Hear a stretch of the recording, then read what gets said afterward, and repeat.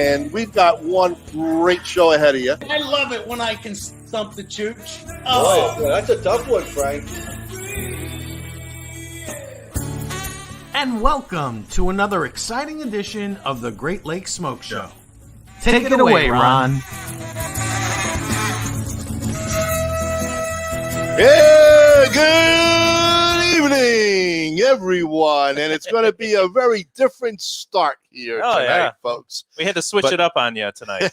We certainly did. We have to change it up. And you can see that Kyle and I are here hanging out. And let's tell the people what actually happened. We did have Frank and Bob sitting at a Corona lounge there over at Heathrow, Florida. That is where Jeff's place, and he owns it. And we thought it would be a great idea to do the show from the location, but it wasn't happening. It was way too loud. The internet wasn't happening. So Frank and Bob are racing home to Frank's place to do the show there. And so right now, Kyle and I are just hanging. Our special guest is actually looking to get on himself. So a little bit of technical difficulties are happening. We're having some fun with it. So we're just going to talk through and keep things going. We want to welcome everybody. And we got Scott. How you doing, Scott? We got Bruce on. We got Dave. And there he is. And Jeff has made it on. Hey, can you guys hear me? Yeah, we can got hear you you. loud We and can clear. hear you. All right. So he's just getting himself worked in and all. So like we said, folks, Frank and Bob had to leave the Corona Lounge because it was just too loud and they got poor reception. So they were having trouble with the they're internet. about 10 minutes away from getting back on. Jeff is also just jumping back on. So welcome, everybody. We're excited. Another week has passed by so quickly. And Kyle is now kind of taking over for tonight, so we're going to go and see, our regular routine. I'd like to mention everybody, get yourself a paper and pen so you can write down a lot of information. Jeff has a lot of stuff on that would be very knowledgeable for you guys. He's very big in the industry. Brad Burko here, he's looking forward to the show since we announced Jeff coming on there. So he's happy to see this. And we do have a lot of people on board ready to come on. So we're excited about that. But normally before we do that, folks, we kind of get the regular routine kind of thrown off. Kerr Valiente. Hello, Kerr. Yes, hello. Jeff in the house. Jeff in the house for sure. A lot of people do know our special guest that will be joining us. And Frank and Bob will be on shortly. But before we get into that, why don't I introduce myself? I'm RnA Pecorini. It's Kyle Jesso. How you doing, everyone? The two missing birds are hanging out in Florida. Will be my brother Bob Pecorini and my cousin Frank, the Chooch Master cuz. Cousin Frank. Cousin Frank. And it's retired Bob right now. It's retired Bob. It is. Bob. As you all know, Bob has retired to Florida, not more than about 12 minutes away from Corona Cigar Lounge, which is going to be his second home. God bless you, Jeff. You're going to make a lot of money off of Bob, one cigar at a time. I think he's been there every single night now. Yes, it's unbelievable. You can't get rid of Bob, no matter what. I tried, and look what happened to me. So anyway, before we do get started, obviously we got to do a little business. So just kind of buying a little bit of time for the two guys to get on, or we're going to go right to our sponsors. Jeff is getting himself situated there. So can you go to the sponsors there, Mr. Kyle? Yeah, we're going to figure this out. Let's give it away. So we'll see what happens here. We'll push this button and pray for God. All right, here we go. Be back in a bit. Cigar Props started off as one item, a simple cigar rest born out of necessity. Over the years, Cigar Prop has morphed into something greater. Cigar Prop is now a brand, a journey, a way of life. It has become known as Prop Style. That simple cigar rest has turned into a whole line of cigar accessories, apparel, and even a weekly live show called the I Tap That Cigar Show. So remember, make sure you give your cigars the props they deserve, but more importantly, remember to live Prop Style. Johnny D. Teas out of Lakeville, Illinois are a veteran-owned company that take great pride in their work. Their goal is not to fulfill one order, but to earn all future orders by offering the best products at unbeatable prices. Ask any of their repeat customers and they'll tell you their quality is always the highest and their prices are always the lowest. Shop any Veterans Collection and 25% of the proceeds will be donated back to the veterans of foreign wars or the American Legion. This is Phil Morgan, General Manager of Missouri Meerschaum Corncob Pipes in Washington, Missouri. Our mission since 1869 has been to produce great smoking pipes that anyone can afford. We guarantee our pipes won't be your most expensive, but they just might be the ones you smoke the most. At Missouri Meerschaum Company, we don't just sell our corncob pipes. We grow them, make them, and smoke them. Missouri Meerschaum, Washington, Missouri, since 1869. Specializing in tobacco pipe refurbishment and sales, Briar 911 buys and sells all kinds of pipes from a single pipe to entire collections. Our services include stem repair, replacement, deoxidation, and sanitization, reaming, cleaning, and bowl sanitizing, shank crack repair, buffing, and waxing. We make sure that each pipe is ready to smoke once it leaves our shop. For more info, contact us via Facebook at Briar 911. And we're back. All right. Thank you so much, folks, for joining us again. We do have our special guest, the one and the only, the owner of Corona Cigar Lounge. And I'm going to mess this up, boy. I know I am, so forgive me now. Jeff Borysiewicz. Hey. That was close enough. It was close enough. I know. I'm bad. Everybody knows I'm bad when it comes to names. Oh, yeah. But thank you so much. Listen, when you have a last name like mine, you're used to it from the first grade, so it's just part of life. And when people usually just kind of say Jeff and then have a pause, you know it's you. You raise your hand here. So, yeah, so let me that's normal. How do you actually pronounce it? Now, I doubt I'll remember, but I do want to hear it. It's Borysiewicz. But if you want to sound posh, you could say Borysiewicz, but Borysiewicz. Okay.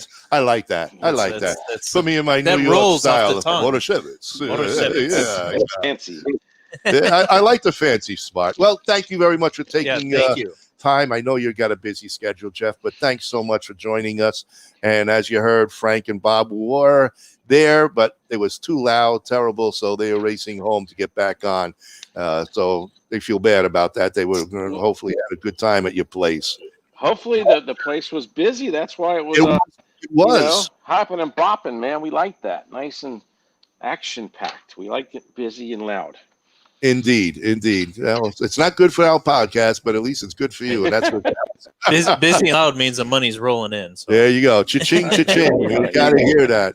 So anyway, Jeff, we've had you on the show way back, and it's been a while, and so lots have happened. We Corona hit, and that really, the whole COVID thing stopped things. But how are things going overall? I mean, I've been seeing you on the farm a lot lately. I mean, doing the crops. You got some beautiful pictures. Man, those plants looking spectacular down there. Yeah.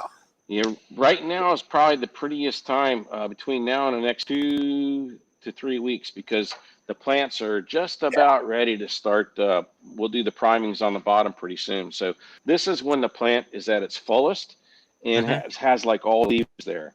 As you go on to the harvest, especially when you get to like the last primings, the field really starts to look ugly because all you have is a bunch of stalks and then you have like 4 or 5 leaves at the top. So right now, starting the next couple of weeks, it's just like, that's picture perfect, and we're lucky. Everything is working beautiful. No problems with disease or bugs or storms. And I was talking to somebody last week. There was like some hurricane or whatever tornado threats when a cold front came through here. We got our first blast of cold air last week. So whenever those cold fronts come through Florida, brings severe weather with it. And so that's always a threat. You get a bad storm or high winds, and it'll knock the plants right over. And especially when they're tall like they are right now, they're really easy to blow over. So we keep our fingers crossed and do the old farmer's prayer and hopefully we have a great crop, because it looks great in the field, but nothing counts until it's in the barn. So, I mean, is your history in farming? Because just what you're going through and what you're doing and all that, I mean, it looks like you're a natural, or you have become a very good student. I mean, is that your background? Is that, I mean, no, okay. No family lineage in it at all. My dad was a mechanic that had a gas station up in Chicago and moved the family down when I was a kid. So we don't have this long story of, I grew up on a farm. No, but I was always had a passion for agriculture since I was since I was 13 years old. I always thought, I don't know, I was attracted to it. So it's one of those things that I think agriculture and farming is one of those things that's it's necessary for life. So some people are the providers in life, and I think I got that in my gene that I like to provide food. Well, not only is the agriculture part, but you also have some incredible meats. I know when I was down there last time, you did a little barbecue for us, and my God, I just like, where's more? We caught the tail end, so I know I couldn't indulge, which would have been dangerous to me. But it was spectacular hamburger meat that you had, or we had, at least of that one. So how'd you get into that? So I'm having fun with that. You guys were down for our burgers and bourbon events that we've been doing. Yep. Yes. Where we cook the FSG beef, and we pair it with FSG cigars, and then we usually have we've been doing it with the folks at Woodford Reserve, Old Forester, and Maker's Marks. And Jim Beam. So nice. It's just a nice pairing between fine whiskey and great beef and great cigars. So it's kind of all three of the food groups that us men want. We live by it. We live by that. So and then we've been doing some events with Evan Darnell with the Red Meat Lovers Club too. He's got a great thing going. We raised a lot of money for charity.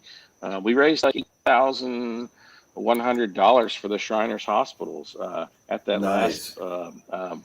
Some as a fellow Mason there, that the Shriners does a lot of great work for kids in the hospitals, and we have a little cigar group. I don't know if you guys have it up there, but we have a cigar group here in Florida, in Orlando. It's the Shrine Cigar Group, and so I think next is either this weekend or one coming up. We're going to present the check to them, and so it's going to be pretty cool. So if we can combine all three, cigars, whiskey, meat, and charity, that's even better, right? So it's a win-win. Fun.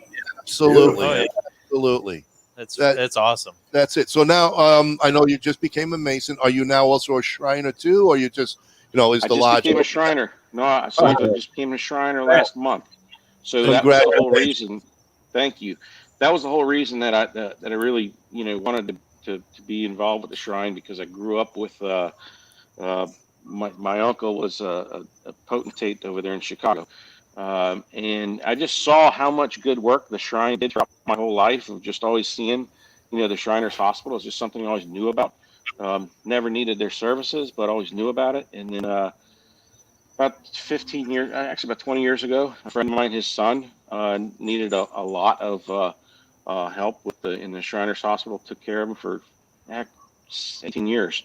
And so it's nice to see in person how these charities work, and where it really, it just goes back to the community. And if you ever have a child that's in need, these guys take care of them, and no questions asked either. No bill either. Oh, no bill at all. Yeah. I know the work, and I just wish more people would actually understand what's the behind the scenes. We do have your commercials and all, but behind the scenes, folks, it is an amazing, amazing group of men that really do so much to make sure these children go without a bill and be taken care of by some of the finest doctors. So, Ronnie, this is the interesting thing. In 2013, we did an event called Cigars and Cars here in Orlando in conjunction with iHeartRadio, and we had it at the Shriners convention hall. But they had a big place, and I was able to see there was a problem, meaning that all these guys that were there, they were old. I can see they were aging out. And that's a problem where if you don't have another generation to pick up the baton, we're going to see, I worry about the continuation of those hospitals. So that's why I wanted to get involved. That's a great decision you made, and you're 100% right. The age is creeping up on that group, and everybody seems to be so busy, but if they only really understood how busy you can be in such a very helpful manner for so many families, so many children, if you want to ever give back to society or just give anything you can, it's a fantastic organization to be part of, folks. If you're listening out there, I mean, there's so many sick children. There really are. Yeah. And unfortunately, there's not enough Shriners to handle everything throughout the entire country. I mean, this is big. This is huge.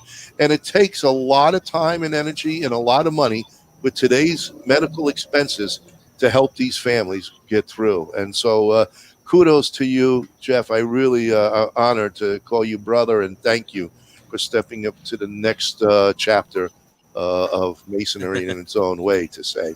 And you're such a busy schedule to fit all this in is absolutely astounding, and congrats. Well, thank you. We need to do it. So I want to let you guys know if my earpiece starts dropping out, please just let me know real quick, and I'll switch it out because I know that this thing was not 100% charged when I started. So let me know. Okay. No, you're coming off real good, and everything's good, and people, I'm getting responses on our Facebook page, so people are listening. And the ribeye and cigars and whiskey from the Orlando guy. Yeah. So hey, Jeff, we made it back. Yeah, as you can see, we made it back. Yeah, I'm glad to see you guys. Interesting. Nothing. There's no service there at all. Even ringing up the cigars, we couldn't get our loyalty. We couldn't get our loyalty points. Nothing. And I was just about ready to purchase 10 boxes of Opus X. And we said at that point, nope, we're not going to do it. Not going to do it. I think we're getting hit with some EMP attacks up there. Like we might be doing something wrong there. They keep knocking the internet out. Your staff told us to tell you, get rid of Spectrum. That's what I'm saying. I think somebody over there, we're getting some kind of ransomware on the whole Lake Mary or Seminole County. You never know, something. The store across the street was doing okay. They're called AT&T. They're also closed right now, by the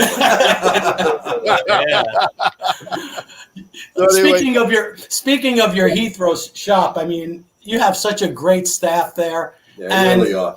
We are actually smoking tonight. We're smoking a Army of Angels. Yeah. Oh, nice. Which is a fantastic, very mild cigar, I know. Yeah, not really. Full of flavor. And Bob and I are usually pretty good at getting a handle of on the notes and stuff. But this is very unique. It's a unique cigar. So tell us a little bit about it, because anything that I'm familiar with here. You stumped two of the best there. Yeah, that's because it's got secret sauce in it. It's got the tobacco in it. My first retro hair, I fizzed out every nose hair I had. This was like, whoa. Yeah. All right, so you guys met Angel Benitez. He's the general manager of Corona Cigar, and he's over at the Heathrow store quite often. And Angel asked about blending a cigar to his palate, and so we created the Army of Angels, and that's the fullest body blend of all the cigars made with FSG Tobacco. He really likes full body cigars. So it's made in the Aganorsa factory. It uses the tobaccos that are from our farm and Eduardo Fernandez's farm, with the Aganorsa leaf. So a very full-bodied Cuban-style cigar, but with the Maduro wrapper on it. It's really, you had the Maduro wrapper, you had the Aganorsa Nicaraguan filler, the FSG filler. It's a totally unique blend. And yeah, it's full-bodied. Yeah. For guys that like a full-bodied smoke, that's the one. I'm loving it. I really am. Angel always guides us to something really good, too. Yeah, Angel always brings us somewhere good. Somewhere special that only he knows. So that's his. That's 100% Angel Benitez's taste and flavor profile, and we're so happy for that, too, because, he loves cigars, and so many people really love that blend. But, it's turned out great, and I'm so happy for it. Yeah. Excellent smoke. How old is that cigar? When did you guys come up with that one? It's probably about 4 years ago, I would say. Oh, wow. Okay. You guys are just finding this out now? I mean, this is the first time. Yeah. Oh, 3 years ago. It's probably, here's, now let me warn you now. I think it's probably been 3 years, but the problem is we're out of stock on that one a lot. So it sells out rather, I don't want to say rather quickly, but we try to, we order a lot of cigars, so we try to keep lots and lots of inventory. But especially in the last couple of years, we've out of that one sometimes. So we do our best. But our Army of Angels is real popular cigar. Guys like the full-bodied cigar, and it's a totally different expression of FSG tobacco. That's the good thing with it. When we have our own FSG tobacco, we can combine it with so many different blends and so many different facts to come up with a lot of unique flavors. So, I'm glad you guys enjoy that. Oh, yeah, absolutely. That's really a unique name, Army of Angels. How did that come about? Well, Angel, Angel and I always say Angel's mother knew what she was doing when she named Angel, because he really is like an angel. He's a super sweet human being, and he's got a very strong faith in God as well. And so when we came up with the Angels thing, we were like, Army of Angels. It really stuck with, and that's why it's got angel wings on it and stuff too. Right. So it's it's really a fitting name for the cigar and for Angel himself. Beautiful, good guy. Very Absolutely. Good. It's been almost a year since we had you on. The last time we had you on, it was basically February, and if you remember correctly, it was like 37 degrees. It was one of the coldest nights. And Bob and I had just gotten here, and I said, I left Chicago's bad weather to come to Florida, and I'm freezing my ass off.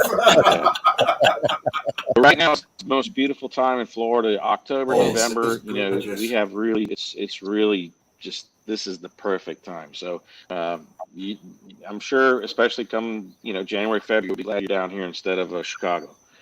I'm happy already. Are you kidding me? 74 degrees is beautiful. I think we hit the 30s tonight here in Chicago. What do you think? It's freezing. Enjoy. It turned very quickly. Water very is freezing on the ground right now. It's unbelievable how quick it turns. So let's keep it warm, guys. Let's talk Floridian talk. Well, we'll think about you. Well, I'll see you on Friday. Yeah. We're flying down on Friday. Yeah, so Friday, the cold front and a storm coming in. And a storm coming just to greet you. Don't worry about it. I'll take 50 better than this 30. So you got me worried as soon as you told me the cold front coming, because that's the worst time for us to get it, because our tobacco's tall. So hopefully it won't blow it down. No, I mean cold. I think it's supposed to be like 67 at night. So Right. That's not too bad then. It's the ones that, what happens is when you get temperatures that dip, when we can be in like 85 degrees. I think today it felt like it's about 80. When you get a cold front that drops your weather from 80 down into the 40s, that's a pretty drastic drop. So what that means is there's going to be some super high winds, and that front, when it comes through, going to have real severe weather. Right. And as that rolls through, it only takes 45 minutes for that front to roll through, but that 45 minutes can destroy your entire tobacco crop. So wow. That's why. So now, when do you harvest? You're close to harvesting, aren't you? We're topping and suckering as we speak. So right after you top and suck, now see, you got to understand, not every plant, they don't all mature at the exact same time. So you start topping and suckering. We started about 5 days ago, and we'll continue that process this whole week, because some plants that are ready to top today, people don't realize how quick tobacco grows, especially when it's at this point where it's really going for its flower. It can grow 5 inches overnight. So overnight. Overnight. It's amazing. Overnight. Ooh. Plus, we have healthy tobacco and fed well. So it's you say like you got a growing boy. We got growing boys out there, and they're growing fast. Right. So you can go through and you'll top plants today, and then go to another part of the field, top them tomorrow, but then you got to go back the next day to start topping other ones that grew, this, by then it can grow up 8 inches in 2 days. So when does the entire process end for you? It doesn't. It doesn't end until we're finished. For another 10 weeks. So at this point this is like sort of like a little race against Mother Nature. You got to keep going. So once we're done with topping, the plant immediately tries to sucker. So you got to top sucker side, and then start harvesting leaves. And you'll have some leaves ready on some plants when you go through the first time, but not every plant. You know what I mean? Right. So you got to. It's sort of like picking vine-ripe tomatoes, and that's the reason why produce in the stores don't taste as good as like if you grew tomatoes yourself. Right. Absolutely. When you go to your garden, here's the reason why. When you go to your garden, you pick the ripe ones that are ready to go. Yeah. In commercial harvesting, that's not how it works. When they pick a field of watermelons or pick a field of anything, the crew goes through and picks what's ready, and then they move on. So that whatever's ready, that's not ready, is left in the field, generally to rot, because it's not worth going back through the second time. So what we do on our stuff is we go through and pick what's ready, go to the next field, pick what's ready, and then repeat that process every day. And so you're picking leaves as they're ready to go. And that's the thing about cigar tobacco that's why cigar tobacco is so labor intensive, because you got to pick it one leaf at a time as they're ready. So anyway, wow, it's labor of love. But, it's a labor of love, absolutely. Yeah. Absolutely. So we had one of our watchers, Jose Martinez, who lives down by you anyway. He wanted to know what methods, if any, can you protect any of these leaves at all? I mean, is there anything that you can do? Maybe putting plastic up or anything, or you just have to completely no. What happens is like, imagine you're sitting somewhere at a table with a nice umbrella over the top. Now this happens in Florida. Trust me. Anybody comes down to Florida, goes to the beach or whatever, right? When you see that sky get dark, and if you're sitting there with your beach umbrella out, you need to put it down. Because in about 10 minutes, that thing's going to go flying and tumble in your table. That's what happens, right? So the same thing happens in a tobacco field. It doesn't matter. You can try and put up. We have sugar cane that goes around our field that helps a little, but that's more for the steady winds that happen after a cold front passes. But when a storm rolls through, you're at the mercy of the storm. The good part is we grow Corojo tobacco Cuban seed, and it's a very sturdy, tough plant. But when you get torn leaves, which is what's going to happen, or plants get kind of knocked over where they're not straight anymore, right? You can't walk down the rows anymore, because now you don't have that path for you to walk. So you'll go through and you'll start picking some leaves, but you're going to break other ones as you're walking through. So, but here's the thing. I learned this a long time ago, because we're just trying to grow great tobacco, and I don't need to harvest every leaf. So that even if it happens, even if we get half of the leaves in the barn, as long as they're great leaves and we get them in the barn, I call that a success. Because if we have a problem where it blew everything over, we'll plant again in the spring. I'd rather not have that one and done type of crop where it's like, oh man, if we lose it all, we're in trouble. No, we'll go through and I've learned that you've got to. It is what it is. You got to put up with nature, and you got to deal with whatever it throws at you. And the way you do that is just make sure that you plant more plants out there than you need. If every single leaf was harvested, it's great. But if it's not, it's still not a problem for us. As long as we get at least half of the crop where it's 100%, we're in good shape. Right. So, a question for you, Jeff. So on those damaged plants, have you ever thought about taking some of all those torn leaves and torn areas and maybe turning it into pipe tobacco? And using it as for us now, this is why we don't mess with them. It costs the same amount of money and labor to pick a damaged leaf as it is a perfect one. Now, if we were in any other country, you'd pick them all. Everything. Doesn't matter. You pick them all. Because even the crappy leaves you can use for short filler for a bundled cigar or something. Right. But for us, it's just not worth it, because again, think of a nice tomato field with beautiful tomatoes, and it costs you as much to pick that big giant beefsteak tomato like you get at Chris Steakhouse as it does some ugly one that you're going to make ketchup out of, right? So we're not going for the ketchup. We got to get the nice beefsteak style tomatoes that. So that's our mentality when we go through it, because it's just so expensive what we do.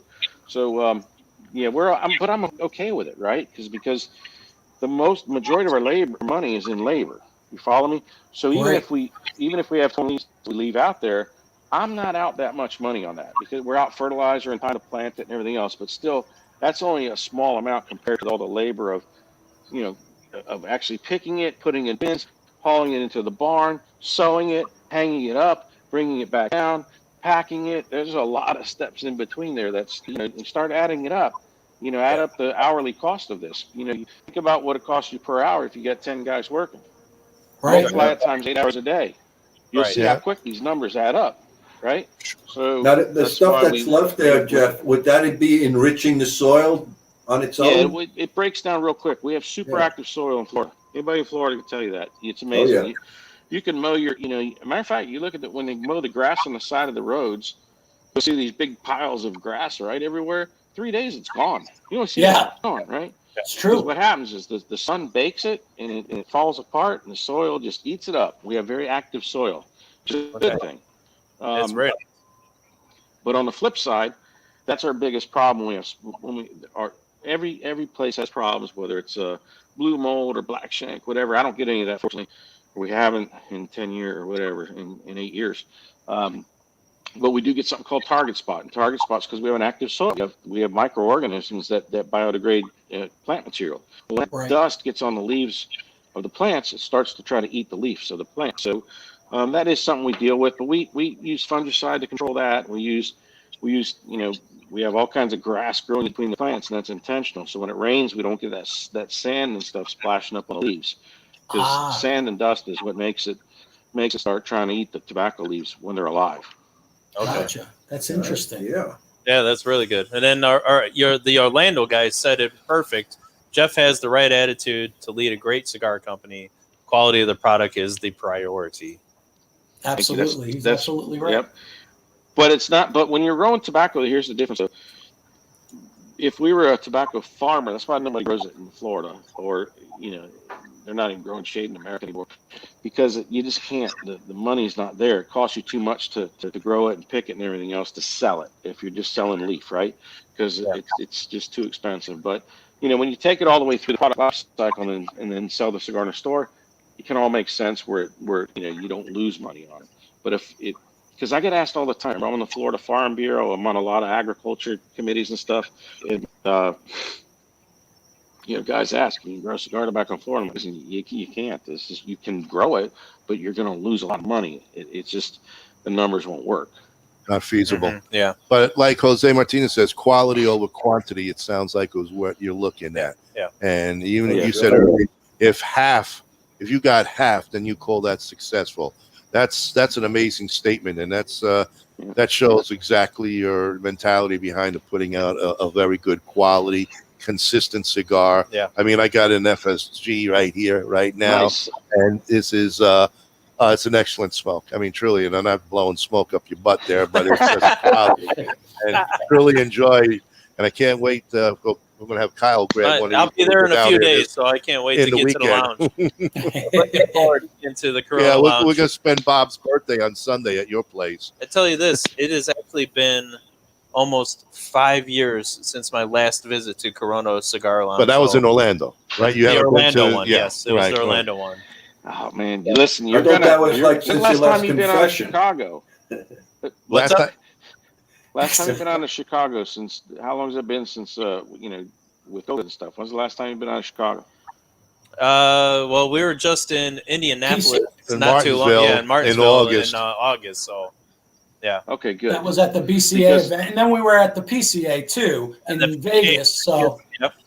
Yeah. And then we were down there last month when we moved Bob, and that's when I got hold of your buddy, your man down there in marketing, which we'll talk another time about. So we had the whole crowd hanging out at Corona. Yeah. And I tell you, you got the best cappuccinos in the area. Oh, absolutely. Yeah, they're good. They are good. And why? Because listen, we use illy coffee, so we got that little Italian bean going there. So that's the idea. That's some good stuff. That's like secret sauce. That was it. Taste of home. Yeah. Is that the Lavazza? No, what's that? Italy. Yeah, Lavazza is Italy. So No, Lavazza's Italy. He's talking about Illy. Illy is a brand. Illy. Okay. Yeah, the brand. So like when you go to Italy or in Europe, you'll see Illy is a premium brand for coffee places. It's that little red logo. Yeah. And that's what we use. We use Illy products for all our coffee, so it's good stuff. Excellent.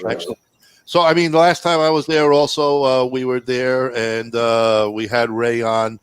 We did a little expose there. We hung out with Karen Berger, which was unbelievable. Great. Wow, that place was packed. Congrats on that night. Yeah. Did COVID hit really anything in that place? Because it just seemed like it was rocking. So that's why I wanted to bring that up, because a lot of folks that when they come to Florida, they're like shocked at how really things have been pretty wide open since November of last year, and they really haven't stopped. And so that's what's cool about it, is that we've been able to get back to, like normal life of restaurants, bars, cigar shops, everything else. So we've been Florida's done a really good job where you're able to come and visit and have some fun. So well, it's got the best governor. It does have a great governor. Best governor. I'm telling you, I'm a huge Ron DeSantis fan, and we have people coming from California. They're like, "Wow, it's like night and day coming to Florida." No, they should stay in California. We don't want the California disease over here. But that's why I'm saying so many people when they come that are from like California, they're like shocked. They're like, "Man, I can't." It's like there's two different worlds going on, and I see it's been good. So that's what I was asking last time you left Chicago. So things in Florida, whether you want to go to Disney or Universal or anything, Florida's open for business, and it's been great. Oh yeah. Like I say, what really caught me about the Orlando area, and I hadn't been there in a long time, because I went to in Kissimmee. I went to school, Southeastern Academy, back in the 70s, and I can't believe the growth. But the growth in a way of being proactive. Not reactive like the South Florida when I lived at. Proactive, meaning they're just the building and the construction and the infrastructure. For the invasion of the North, to say. Well, so let me explain why something happens, though. Unlike most big cities, Orlando only has one interstate that runs through it, Interstate 4. Yeah. And it runs sort of northeast and southwest. So the rest of those roads, the main small highways, they're all toll roads. So because of that, it's the 3-county area that these things cover. They have been proactive. So they start running, and then you got the turnpike as well, which is a toll road as well. So we have all those great infrastructure, but that's because they're sort of like pay-as-you-go type of thing. You pay to use them, but that's why we're ahead of it. If we relied on, most cities will have 2 interstates, one going north-south, one going east-west, which we don't have. You end up having they're very reactive, like you said. There's a lot, and our interstate's jam-packed with traffic. So traffic is a little bit of a problem there, but our toll road system is really good. Oh, yeah. Well, one thing that I noticed when I moved here, and most people don't realize, that Florida has such an incredibly diverse topography. Like up in Claremont, up in Mount Dora, you run across, I call it like the hills of Florida. It's amazing. That's what it is. You would never expect that out of Florida. And most people really don't know that Florida has that. Yeah, that's called the Central Florida Ridge, and Highway 27 runs north-south and follows that whole ridge. So where our farm is at in Claremont, that area, and then back into the west of it, is some highest points of Florida are all through that. So it is a really pretty area, and yes, Florida is very diverse with the lakes and the rivers, and then you got the Gulf of Mexico and the ocean on each side. So we're listen, I love Florida, and that's why. It's a great state. A lot of people moving here, and there's a reason for that. Well, they're escaping those other places. I mean, the weather doesn't hurt either. No. Jeff, could you hold on? to do some business. We do have to take care of some of our sponsors, okay? Hold the right on, folks, and Kyle, take it away. Actually, Frank's got the I can take it away. Why not? Oh, okay. Before you light your next cigar, be sure to check out Cigar Medics, the makers of the patent-approved humidimeter. The humidimeter is a tool designed to display the relative humidity inside your cigar. With this device, there's no more guessing. Simply insert the probes into the foot or cap of your cigar, and you can instantly know if your cigar is ready to be smoked. Buy now on cigarmedics.com and see site for other cigar accessories. With the humidimeter, you'll know when to hold them and know when to smoke them. DAV Cigars out of New York. Decades of experience combined with true love and deep understanding of cigars result in the highest of standard of each DAV hand-rolled cigar. RnA Treasures out of Tampa Bay, Florida. The last of a legacy. The last of an inventory of Thomas Cristiano in a warehouse where everything is aged and well kept for all your pipe and smoking needs. At Norwood Royal Cigars, we have the biggest walk-in humidor in the Midwest. Our 1,500 square foot humidor is home to almost 4,000 different cigars that will meet the need of any cigar enthusiast. We have boutique blends to the more traditional selections and everything in between. From the novice beginner to the aficionado, the knowledgeable staff at NRC will find the perfect cigar for you. Located on the northwest side of Chicago, we want to be your shop for all your cigar wants and needs. As always, at Norwood Royal Cigars, light it, smoke it, love it. Kristoff Cigars uses only the highest quality double and triple fermented tobaccos from around the world, which are then artfully blended. Whether you're looking for the smooth, mild, and full flavor of the Kristoff Connecticut, or the savory and full body found in the Pissed Off Kristoff, they have a cigar to satisfy the palate of the most discriminating aficionado. It all begins at the very first climate-controlled Rodriguez Olivan cigar factory located in the Dominican Republic. Our two major brands include Don Olivan, which are boutique cigars suited for that individual who takes great pride in something unique. BAMF is our armed forces cigars, designed for that badass mother effer. Not only are you smoking a great premium cigar, a percentage of the proceeds is donated to our heroic men and women in uniform. And we're back.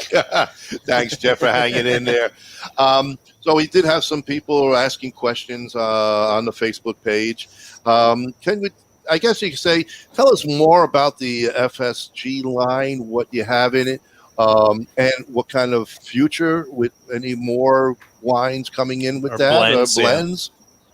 Yeah, so we have quite a few different. It's great because we're allowed to experiment with.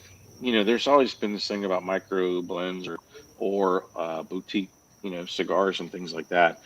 But what's cool about this is that we can take tobacco and just have different manufacturers take that leaf and put it in their own expression. I always say that cigar blenders are like chefs. And like if we took FSG steaks and I took it to 8 different chefs, these guys will come up with all different things. Some of them, blacken or grill or Pittsburgh, whatever. Heck, somebody might make something, Wellington or whatever, something different. With cigars, it's the same way.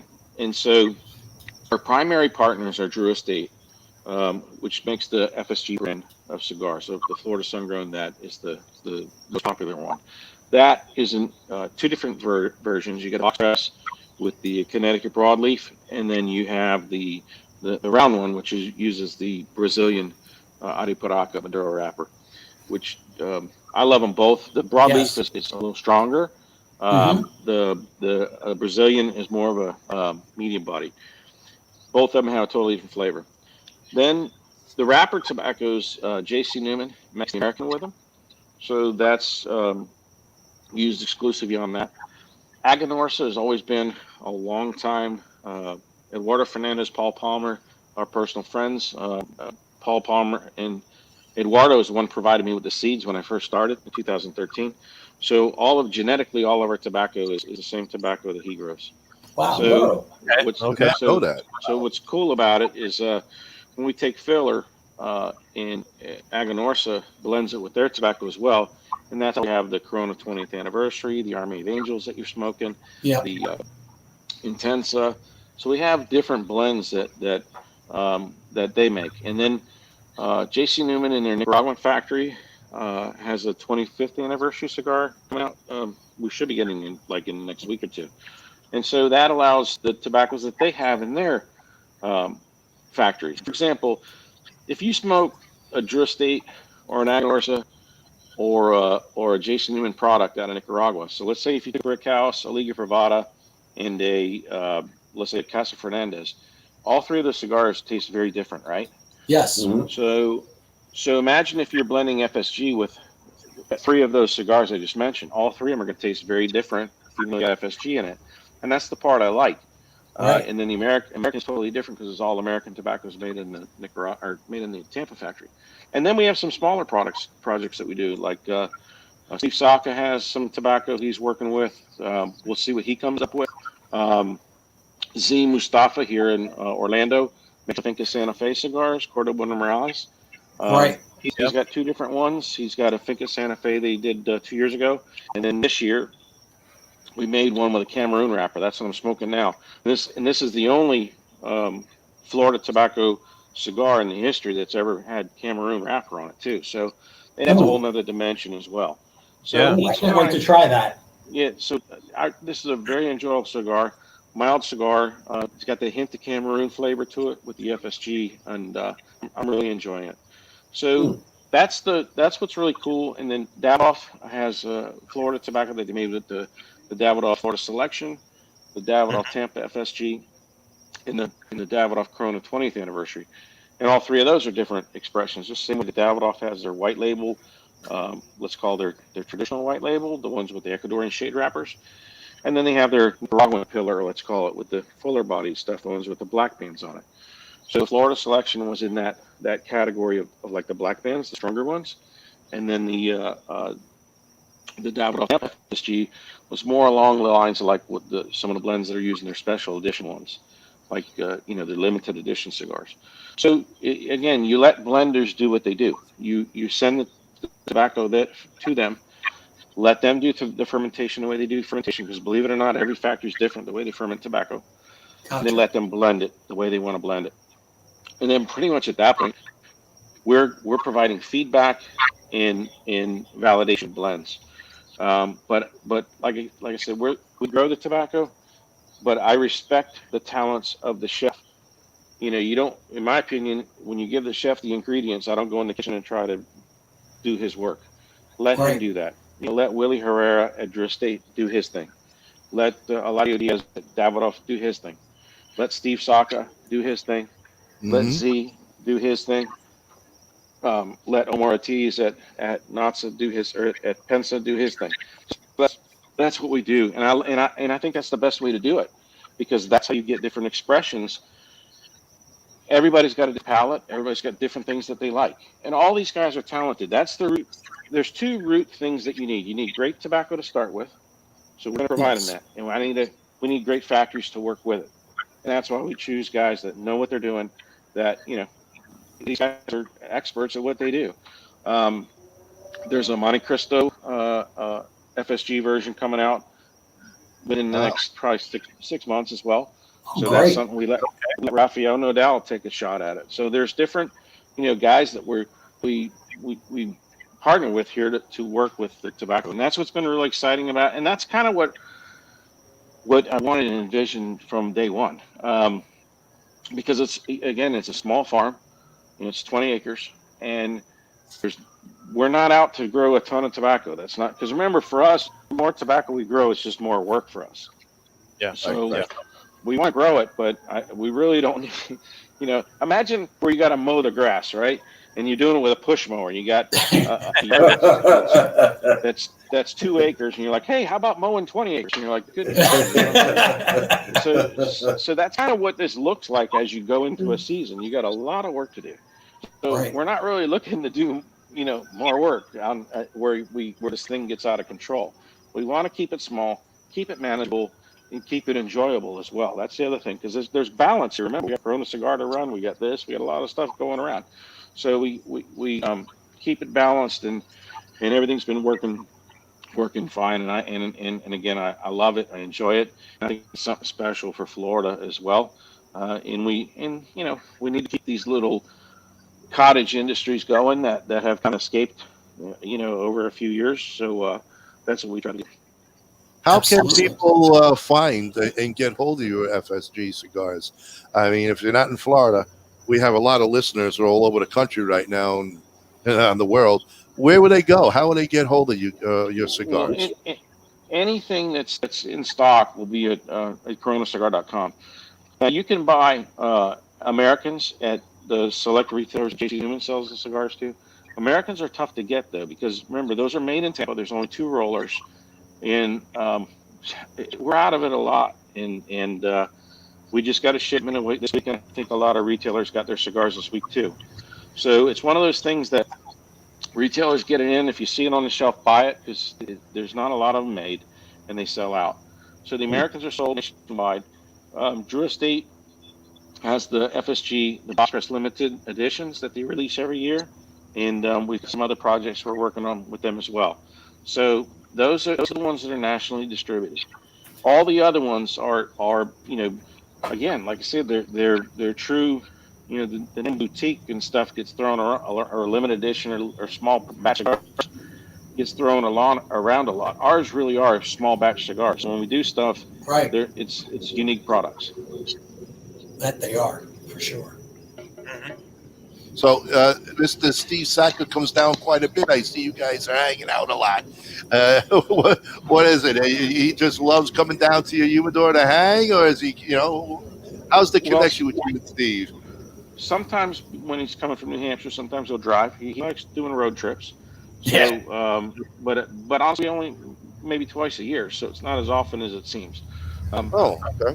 But so he, I guess it's easier to drive down to Miami sometime. Well, he tries to kill 2 or 3 birds with one stone on a trip too. So he's he manages his time. Gotcha. Is there any? Will you be? I don't know if he even released it yet. It was supposed to be October. November. It just released. Okay. His new new Still line? White Star line. That he's working with Jeremy Reeves with the pipe tobacco. Yeah, we don't have it yet, but here's the thing I learned in the cigar business, 25 years ago. We don't put any faith in any release dates on any cigars. It's just not that kind of business where you can say, Apple's going to release this day or a new mark. It doesn't work for cigars. Cigars hit the stores when they're ready, and there's just too many things that are involved that can delay things. You just can't predict. The way these things are made in the factories, and you got humidities that have to be. There's a lot of things that have to go in a cigar, even before it's put cellophane on it. If you try to do things on a timeline versus when they're ready, that's how you run into problems. Right. In 1996 and stuff, and when we were doing the cigar boom, it wasn't uncommon to open up a box of cigars and they're all full of mold. Why? Right. Because they rushed it. They didn't allow the humidity to stabilize and allow the cigars to rest long enough before they put them in cellophane and sealed the box up, right? Yeah. Or that's true. You could open up a box of cigars if it was a painted box, and you open a box up and it smelled like you're in a paint and body shop, because they didn't give the boxes time for the paint to fully dry. Exactly. And then the damn boxes would taste like paint thinner, right? Or you'd open up a box of cigars and this was kind of cool actually. They would the sap from Cedar would be all sticky on top of the cigars. Yes, I remember that. People didn't like that. It was like maple syrup. It's was spilt on the box, right? That was so amazing. The boxes smelled so good though, because that was sap coming out of the cedar. Right. But that's because they didn't give that wood time to dry before they sawed it up to make the boxes. So there's so many things that have to be done when they're ready, right? And it's not one of those things you can say, hey, it's been 14 days, these cigars are ready. Well, no, it's not necessarily the case. you can have where it rained that week, and so the humidity in the factory is going to be a little higher than it was on a week that it doesn't rain. Yep. So Exactly. tobacco needs And everything time for plays. the humidity. Yeah. Everything, and then also you got to remember these things come from Nicaragua, Honduras, and Dominican Republic, and there's a saying there, things can be done mañana, so it's but that's part of the culture. If you understand that, you work with it, right? So that's why when cigars are released, we start out as a mail order catalog company, so that's really hard when you do, you print catalog and you expect these products you have them in a catalog, right? And then you don't even have the cigars because they never showed up like they were supposed to. So I learned real early, you don't promote anything until it's physically in our hands. And then when Fuente has the right tagline, they always have, never rush the hands of time, and that's the right statement to make as a cigar company. When they're ready, they're ready. And it's really frustrating, especially with Fuente, because, everybody wants the Opus X and everything else, and they come out with all kinds of cool stuff. Sometimes that stuff they don't make a lot of, right? And Carlito and his father, they stuck to their guns on that. And, it's really tempting. And when you get a lot of pressure on you, hey, man, this, to try and, scoot things on a little quicker than they should. But Fuente never did. And, in a lot of companies, I think learn from that as well, that you need to release stuff when they're ready. It is what it is, and consumers at the end of the day, listen, we're all cigar guys, right? Every one of us is smoking a cigar. So if we don't have a Stillwell because it was supposed to be out, it isn't. So what? We'll smoke something else, and when it comes out, we'll appreciate it more. Yes. Because what will happen is, imagine if we're supposed to get this Stillwell or some other cigar, and then you smoke it, you're like, oh shit, I can't even keep the lid. It's all spongy. We don't want that. No. We spent our money on it, right? And which country where that problem plagued a lot of things, like Cuban cigars. You'd run into problems where, you get the box and half of them are plugged, or the tobacco had zero fermentation on it, so the thing wouldn't burn. You throw gasoline on it and the thing wouldn't stay on fire. You don't want those problems, No. So that's why it's important, and the industry's done a really good job since I think it learned from the cigar boom and the bust that followed thereafter. Because right now we are in there's import shortages, but the industry's working through it, and the product we're getting is still great. We're not getting crap in, meaning that the factories we've been dealing with for a long time, when we get the shipment in, the cigars are right. So I think the industry learned a lot from that. Instead of don't make a mistake, because you can ruin a brand with one shipment. Absolutely. Let's say you get one, especially if it's a big one, right? Let's say you roll out a brand like Briar Julieta, big brand, been around a long time. Guys that have been smoking Romeos probably been smoking them for 20 years. Imagine you rush out a box, or not a box, a container, of Romeos. They go all across America, and then these guys pick them up, and they're like, "What the hell, man? Some bitch doesn't burn her." And now you just lost a customer for life over the one shipment. Yes. And the industry has learned to not do that. So while there's some, I was on a show a few weeks ago, and I was telling people, I apologize, because when people come to the store right now, there's some stuff where the shelves are empty. It is what it is. There's some shortages, but don't get angry.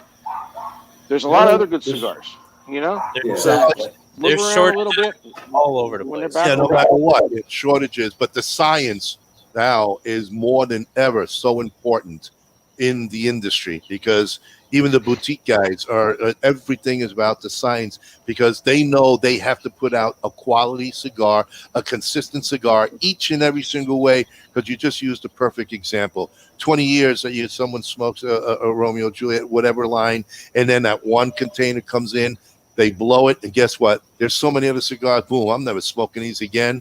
They're off to the next one, because everybody, hey, you're paying a good buck for it. You want to enjoy a cigar. The cigar is what puts you at ease and takes that stress away and makes you relax. And if you get a bummer of a cigar, you talk bad about it. Forget about the 100 times you had a great one. You'll never buy it again. Exactly. I don't. Ronnie, you hit the nail on the head with that one. That you can smoke a cigar and have 1,000 of them that are good. You get one bad one, and that's the one people will talk about. So Exactly, it's sad. really Sad that important. people do that. Yeah, I hear you. If you can hold on a little bit, Jeff, we're just going to do a little bit of business. And folks, hang on, because we're going to come back and do our segment with Cousin Frank called Smoke the Church. Church. Well, if we smoke the church, we're in trouble. Everybody drink, because it's been a while since Ronnie screwed up. Usually, Jeff, he does that in the first 30 seconds. Ronnie likes to smoke that frankincense, you know? I'm prepared. Tonight's winner on Smoke the Chooch is going to be a beautiful hat here by Corona Cigars. Nice hat that Jeff had sent to us.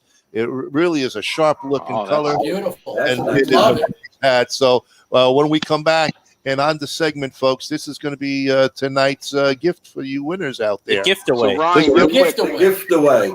Yeah. That hat, when you wear that style hat, it makes you look 10 years younger, man. All the young dudes wear that style hat. Ronnie needs one that makes him look 30 years younger. and slimmer. And slimmer. It works. Do you have a hat that makes them look slimmer? I'd wear it. They're killing me, Jeff. They're killing me, man. I tell you. What are brothers and real brothers for, you know? But anyway, folks, a little bit of business on our end, and then we'll get to some sponsors. But to help us get to Florida and to all the other shows, of course, we need a little bit of, dinero. Here's a beautiful hat from us to you. It's a beautiful hat. It's nice and fitted. Got a great tobacco color. And for you folks, only $25 to help us get going to our shows and events. And Kyle, what else do we have? And then we got the patches, the nice embroidered patch there. We're selling those for $10. And then we have the nice sticker. And the sticker we have there for $2 there, so you can put that on your phone, your laptops, show your support for our show there anytime you want to. And then the whole combo deal, we're crazy. We give the whole thing away for $30. So you get the hat, the patch, and a sticker all sent right to you, right there. And we might even autograph it for you. Maybe. Depends on our mood. Well, it depends on what kind of marker Ronnie brings us. Yeah. Again, Ronnie likes to use that invisible ink, especially on yours. Anyway, folks, let's continue getting on the show and going to all these beautiful events. And we're going to get you all the up-and-coming news of the industry. So right now, we're going to do a little bit of business. We're going to come back with Jeff and then give us away a beautiful Corona hat. Take it away. On a small farm nestled along a river in southern Honduras grows an estate-grown tobacco so exceptional. Stop, please. No moss. This is Dan Blunt for Alec Bradley Cigars. Some copywriter handed this to me, expecting me to read it. Good Lord.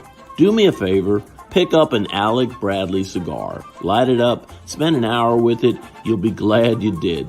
We'll talk again real soon. Loyalty, passion, courage. These are the founding principles of K by Karen Berger Cigars. The Maduro, the Habano, and the newly rated 93 by Cigar Journal Connecticut. Do yourself a favor and check out this wonderful line of cigars that come from a completely linear company from seed to your hands. Experience the magic of Rockefeller cigars today. With 11 years steeped in tradition, passion, and mystery of the leaf, Rockefeller has a cigar just for you. Be like the greatest magicians and make Rockefeller cigars appear in your lineup with any of our 4 lines. The Nicaraguan, the Dominican Blue, the Vintage Gold, and our new LE, the Art of Magic. Troianiello Cigars, created by cigar enthusiast Michael Troianiello of Scranton, PA, prides itself in offering top-notch cigars not only to the Pennsylvania market, but worldwide. Troianiello Cigars is a proud maker of premium hand-rolled cigars, with a wide range of premium cigars, flavored cigars, and accessories you're sure to find what you're looking for. And we're back. Thank you very much for staying on there, Jeff. Anyway, so we do have one question that we had asked before we go, and the question is from, I think, Orlando guy. What holiday events does Jeff have planned at the shops this year?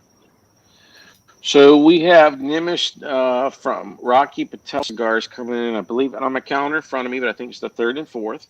Then we're going to have a big Drew Estate 3-day sale the week before Christmas. So lots of cool swag and stuff coming in on that. And then our Davidoff Tampa store will have some really cool goodies, gift with purchases leading up into Christmas. And then there's the Cigar Festival that happens, I think, December 3rd in Tampa, 3rd and 4th.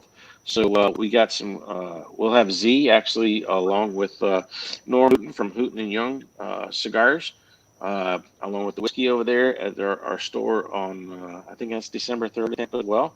So we got some cool stuff. Best thing to do, there's so many of these things that we do. Plus we have a lot of bottle engraving events with the, I know Maker's Mark always does stuff with us, and Woodford and Jack Daniels will be doing those bottle engravings too at the store. So best thing is do is just go to coronacigar.com, click on the events, boom, they're all right there, or sign up for the email so you get the blast, because there's always a lot of stuff cooking in December. Awesome. Oh, we got a nice little event coming up November 11th. Right, I think Howard G, our good friend Howard G will be there. Oh yeah, that's right. Howard will Yeah. be there along with Ike Taylor with his cigars as well. So a lot of the sports fans there, if you're familiar with the football guys, they'll be at the Heathrow store, and I think they're going to Sand Lake too. I really, honestly, I don't have the calendar in front of me. Yeah, I think they're going to be. Always have stuff going on.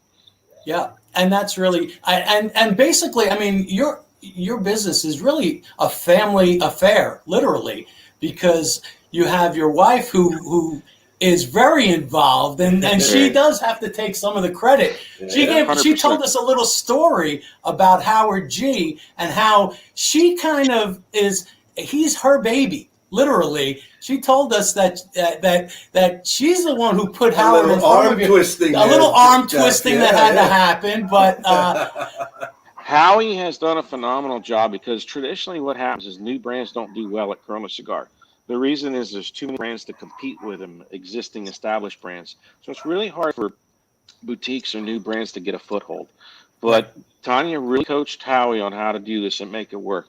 And I'm telling you, he has done such a great job in, the success ratio for new brands is very low in this industry.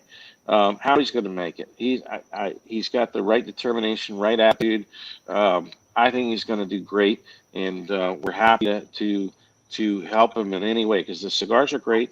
I've told him 100 times his brand Black Moses is an amazing name for it's catchy. You can remember it, and they're going to do just fine. So yeah, we try to help everybody. Like when you guys were there when Karen Berger was there, I was so happy, because Karen, it took a while for because at first it was, Don Kiki, and then it went to K by Karen. So there was some little confusion in the brand, but Karen really has worked her tail off. I mean, she is an amazing person.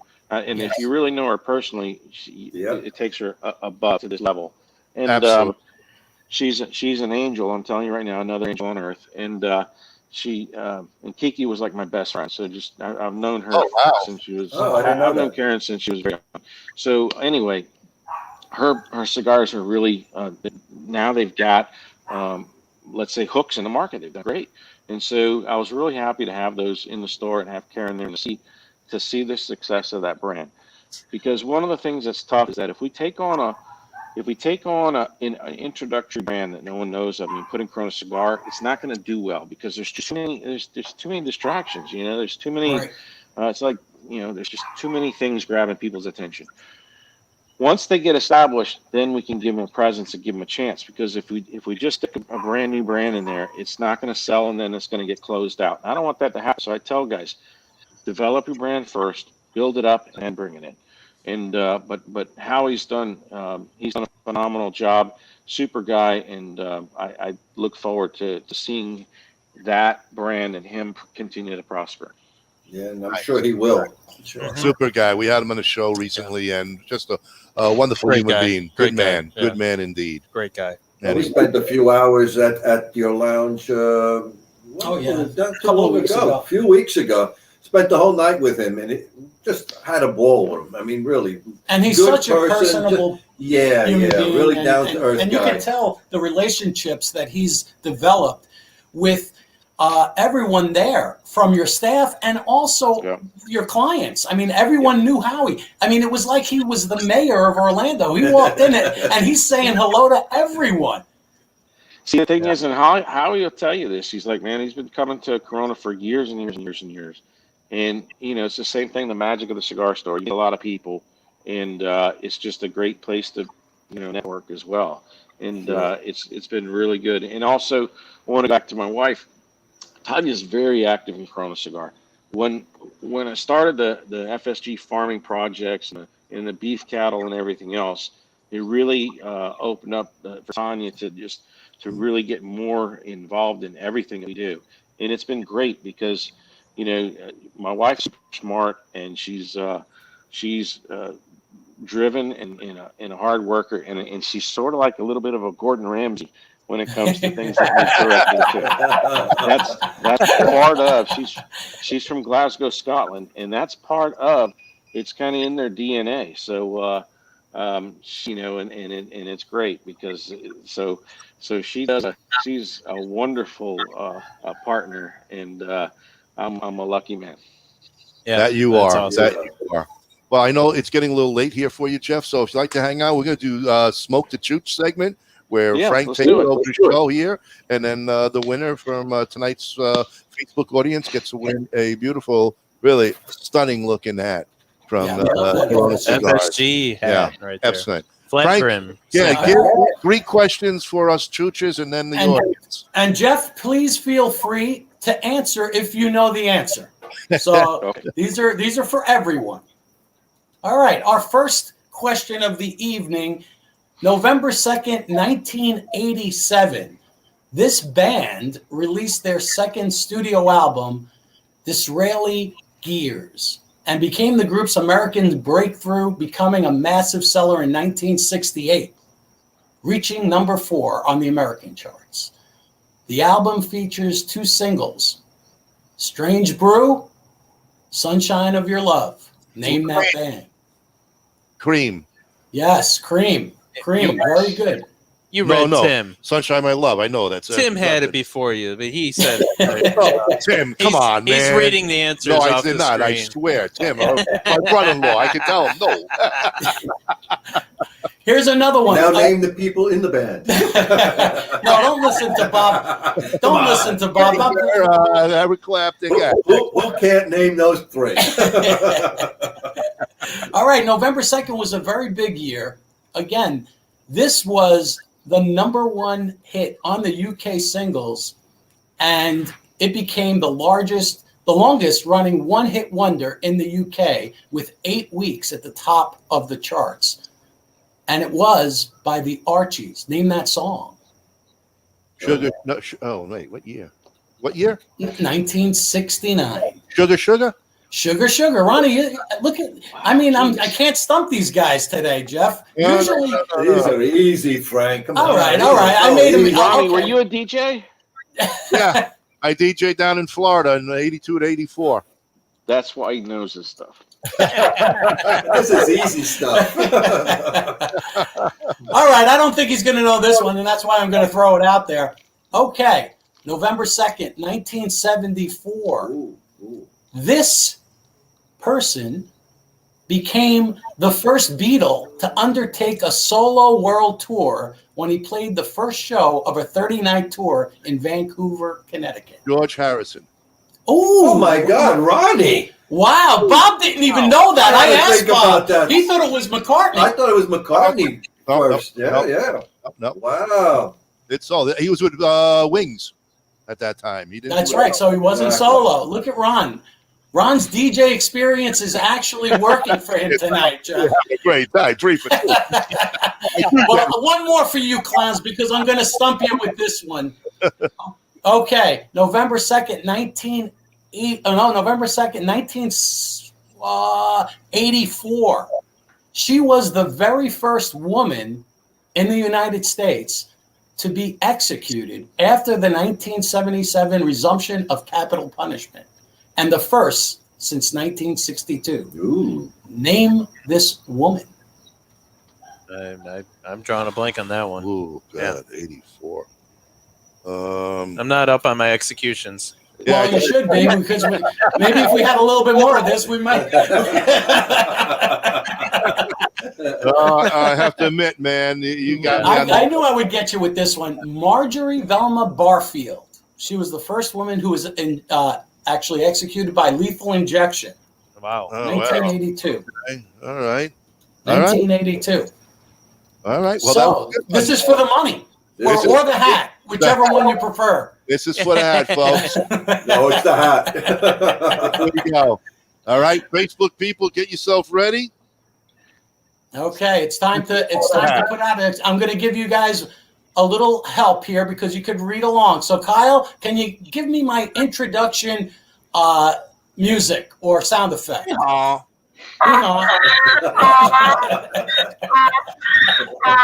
Okay, November 2nd, 1984, this minister was sentenced to a suspended 6-year sentence and probation for manslaughter of his son. He later died at a nursing home in 1998. Ooh, this minister. Aha. Yeah. 1984. Oh, you just put it up there. Oh, what are you doing? What you did just you it do? away. Oh. What are you kidding me? No, nobody saw it. Nobody saw it. Nobody saw that. See how quickly I took it back? These are not the ministers you were looking for. All right, let's say his son was an incredibly famous performer. I'll take executions and murder. Oh, man. Right. What happened on this show? Hey, still nobody's answered it. No, we got Tim laughing. Tim's so. laughing. Oh, man. Wait, that's a Frankism. Hey, there's Bruce Gaye. Yeah, Marvin Gaye. Yeah, everyone's Marvin Gaye who? Marvin Gaye. It's not Marvin Gaye. It's Marvin Gaye who? Marvin Gaye who? I'm asking for the minister. All right, I'll give it. Let's give it to Kafie. There you Maybe. go. All right. It's actually Marvin Gaye Sr. So it's Marvin Gaye Sr., which I did accidentally put him up there, but it's Marvin Gaye Sr. All right. Sorry. Oh, man.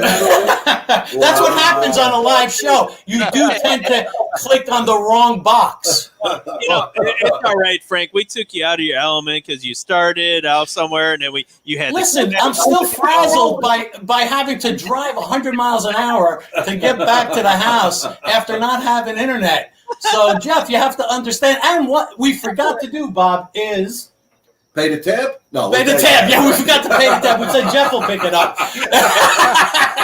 I'm going to see that in the report tonight. These two guys hang out on their tab. We skipped out.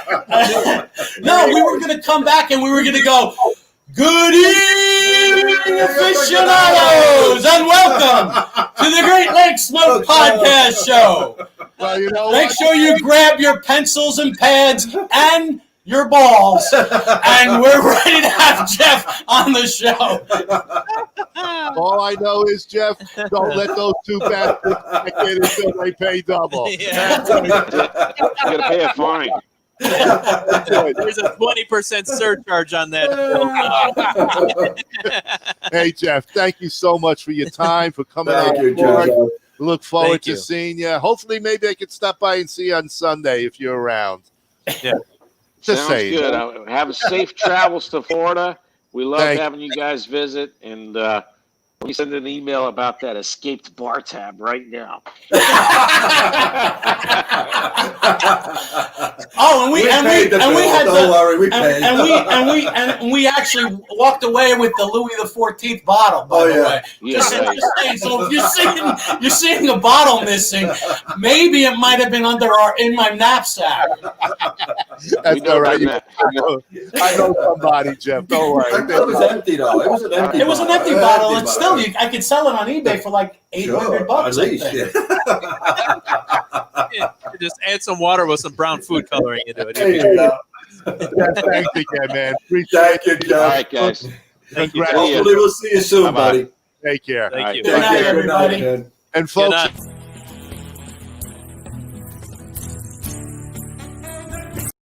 Whoops! Just when you thought we were out. No, we didn't say goodbye, but we almost did. So this is why this is the live show. Good night, everybody. Good night, aficionados. Oh, God. From all of us to all of you. Saturday. Turn on the show. We're coming live from the Herf. Blanco. Saturday. Make sure you're there, everybody. All righty. Take care. Cheers, Have a good one. Cheers. We'll see you on Saturday. Special show. See you, man.